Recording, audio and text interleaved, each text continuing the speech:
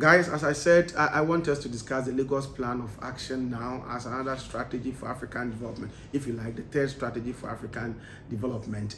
The Lagos Plan of Action was introduced by the OAU, now AU, and the Economic Commission for Africa around 1990, where some African leaders presented it as an alternative strategy to the Structural Adjustment Program. The plan sought to delink African economies from those of the developed world, since they believed that the linkage of African economies to the economies of development of the developed world was inimical to African development. Hence, the plan sought to encourage African countries to shift from Western dependence, since the problems of Africa, according to them, was due to the fact that Africa was too much dependent on the West, and the economies had been so much linked to that of Western economies. The plan, among others, prescribed the following: 1.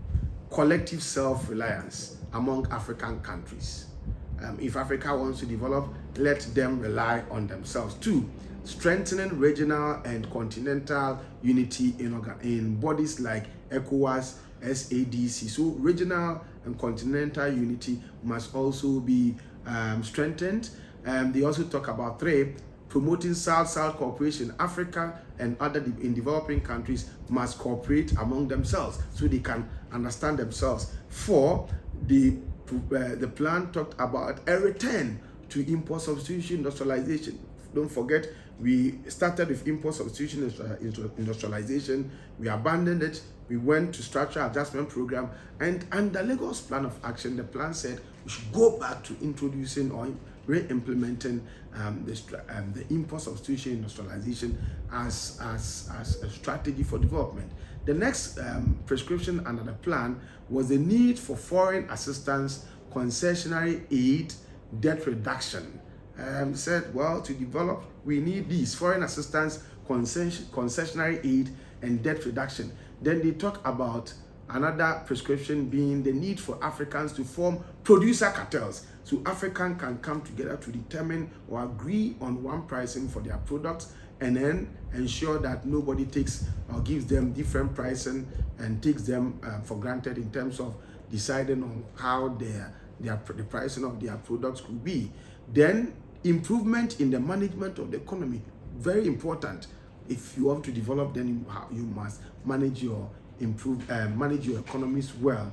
Then the state must also manage exchange rate and regulate interest rate. Well, they felt that was also a strategy. The state must manage its exchange rate and then also try to regulate interest rate, so that it has an interest rate do not go high too much to frustrate people and investors. And then the state must also regulate prices of essential commodities instead of allowing the market forces to determine them. If you look at structural adjustment program, the state was supposed to allow market forces, the markets to determine pricing of essential commodities.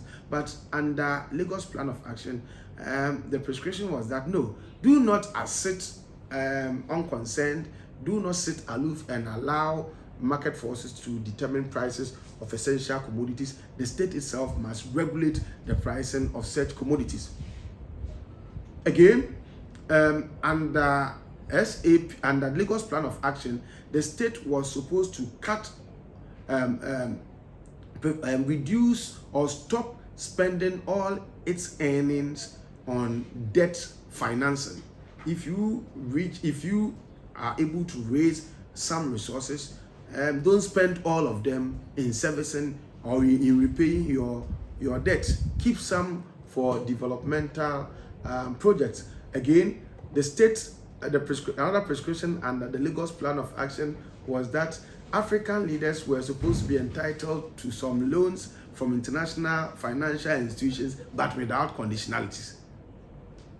Give us loans, give us financial assistance, but don't give us conditionalities. But that's what they were saying. Another, maybe if you like, the last but not the least prescription and the Lagos Plan of Action was the call on African leaders to cut down on spending on the military and increase spending rather on the social sector. Because of the implementation of the structural adjustment program that had led to several attempted coups, many African leaders now decided to spend enough resources to fortify their military and their armies around themselves, so that these armies could be able to be repulsive or to prevent military coups.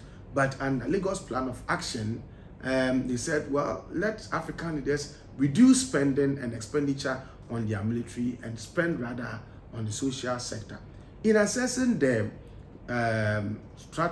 Lagos Plan of Action, the first thing that can be said is that in many ways, the prescriptions were merely normative statements which were not backed by funds or packaged into effective policies. They were just talk. Two, the prescriptions under the Lagos Plan of Action were merely status quo oriented that sought to encourage African leaders to do the very things that made them poor and downplaying the role of Africans themselves in bringing about their own problems. Very important. Very, very, very important.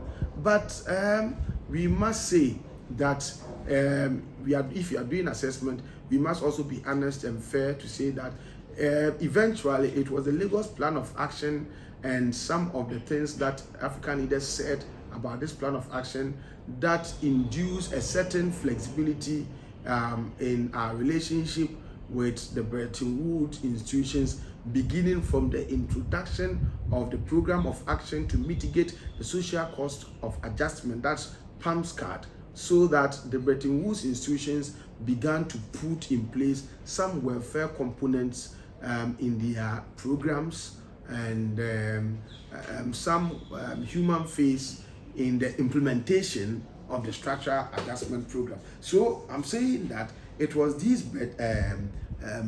advocacy of the African leaders under the aegis of the Lagos Plan of Action that actually led to the introduction of the PAMS card. The Lagos Plan of Action and the advocacy around it also led to increase in the advocacy of debt relief. The pressure on Africans to pay their debt